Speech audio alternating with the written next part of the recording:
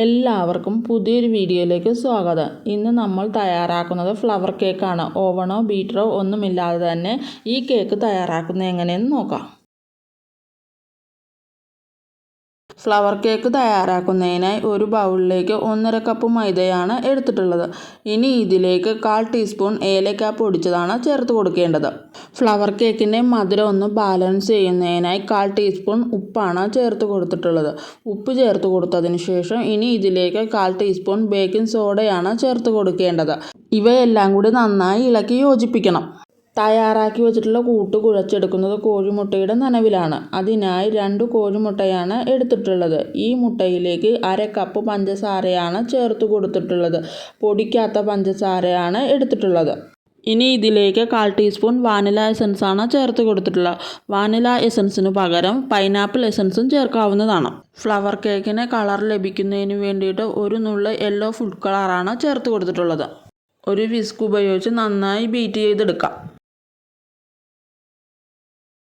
നേരത്തെ തയ്യാറാക്കി വെച്ചിട്ടുള്ള മൈദയുടെ കൂട്ടിൻ്റെ പകുതി ഇതിലേക്ക് ആദ്യം ചേർത്ത് കൊടുത്ത് നന്നായി ഒന്ന് കുഴച്ചെടുക്കണം.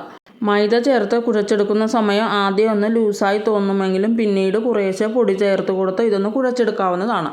മുട്ടയുടെ നനവിലാണ് ഈ പൊടി കുഴച്ചെടുക്കുന്നത്. ചപ്പാത്തി മാവിനൊക്കെ കുഴച്ചെടുക്കുന്ന രീതിയിലാണ് ഇതും കുഴച്ചെടുക്കേണ്ടത്.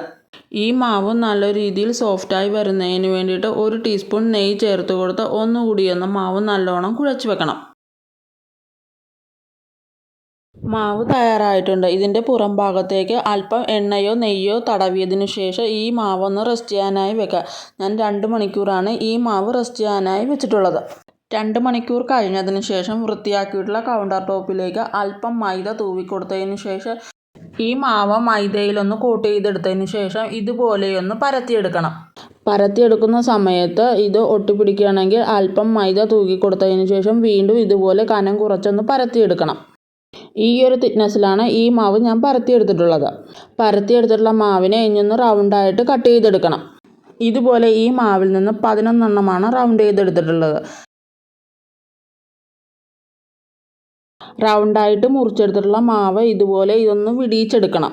ഈ ഒരു തിക്നെസ്സിലാണ് കിട്ടേണ്ടത്.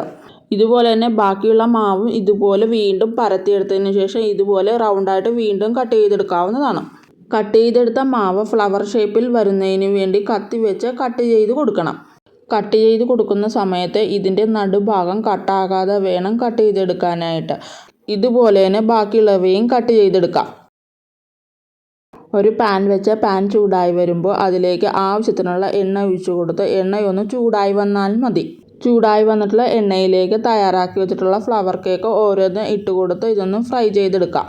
ഫ്ലവർ കേക്കിൻ്റെ പുറം ഭാഗം വേഗത്തിൽ ഫ്രൈ ആകുകയും അകത്ത് വേകാതെ വരികയും ചെയ്യും. അതിനാൽ ഇത് മീഡിയം ഫ്ലെയിമിലിട്ട് വേണം ഇത് ഫ്രൈ ചെയ്തെടുക്കാനായിട്ട്.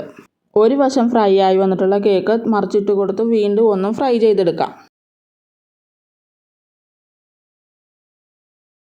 2 വശവും ഫ്രൈ ആയി വന്നിട്ടുള്ള ഫ്ലവർ കേക്ക് എണ്ണയിൽ നിന്നും കോരി മാറ്റാം. ഇതുപോലെ തന്നെ ബാക്കിയുള്ള ഫ്ലവർ കേക്കും ഫ്രൈ ചെയ്തെടുക്കാവുന്നതാണ്. ഫ്ലവർ കേക്ക് തയ്യാറായിട്ടുണ്ട്. ഈ വീഡിയോ ഇഷ്ടമായെന്ന് വിചാരിക്കുന്നു. അടുത്തൊരു വീഡിയോയുമായി വീണ്ടും കാണാം.